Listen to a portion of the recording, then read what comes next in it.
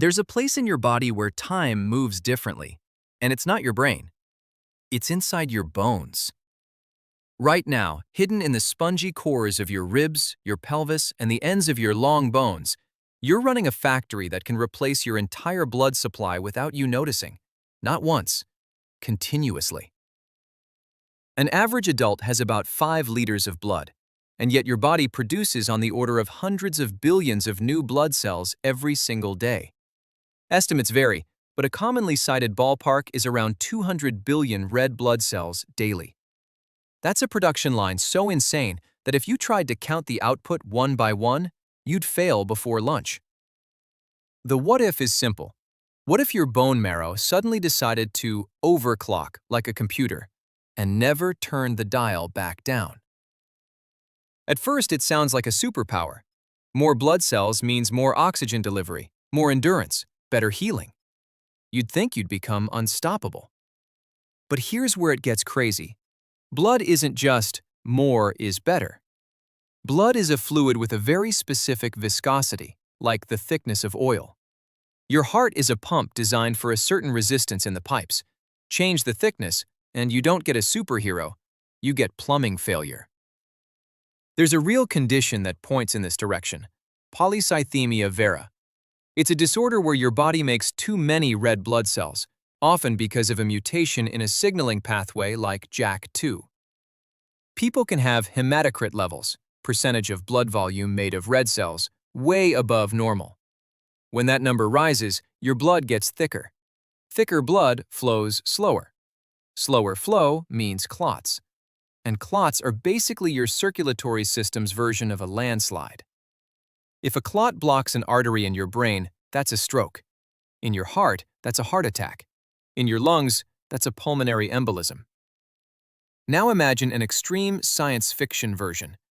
Your marrow doubles output overnight and keeps going. Within days, you wouldn't feel energized. You'd feel pressure, headaches, dizziness, vision changes. Because blood thickens and small vessels can't deliver clean flow. Your body would try to compensate by dilating vessels, raising blood pressure, and forcing the heart to work harder. Let's talk numbers. Your heart beats about 100,000 times a day.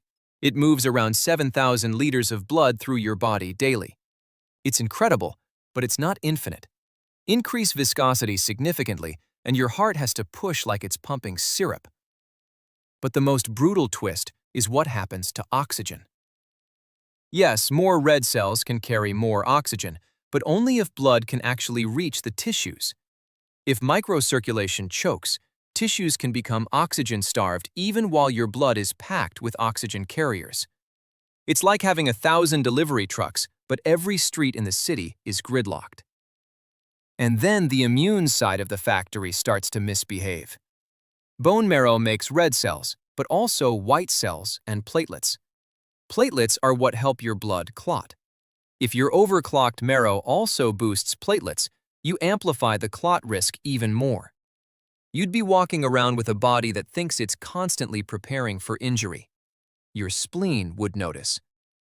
The spleen filters blood, clears damaged cells, and stores some components.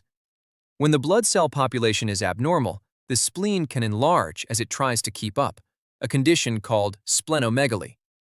That can cause pain or fullness under the left ribs, and it's your body literally growing an organ to handle the traffic. Here's another reveal. Your body would start bleeding at the same time it's clotting. That sounds impossible, but it happens. When the clotting system is overactive, it can consume factors and platelets in chaotic ways. Tiny clots form, the body tries to break them down, and you can end up with both blocked vessels and fragile bleeding. Biology loves balance, and when you shove the system hard enough, you don't get one failure mode, you get all of them. Now go even further. Suppose you keep producing and producing. Where do those cells go? Blood volume can expand, but not endlessly. Fluid shifts from tissues into the bloodstream to accommodate the increased cellular mass. Your body swells, your pressure rises, the heart enlarges from strain, the kidneys, which regulate fluid and electrolytes, get hammered. They interpret pressure and flow as signals. If they misread the chaos, they can retain fluid or dump it at the wrong time. And then there's heat. Metabolism makes heat. Producing cells is metabolically expensive. Bone marrow is not a passive sponge. It's living tissue doing work. Overclock it, and you raise baseline energy demands. You'd burn through nutrients faster. Iron, folate, B12, amino acids. If you can't keep up, the factory starts outputting lower quality products. And now you're making defective cells at scale. So what's the punchline? If your marrow goes infinite stamina mode, you don't become a god, you become a traffic jam. And that leads to the real mind blow. Your body's most impressive abilities aren't about maximum output, they're about regulation. You are not powerful because you can produce 200 billion cells a day. You're powerful because you usually produce the right amount. The scariest what if isn't your body failing to do something. It's your body doing too much of something perfectly, for the wrong reason.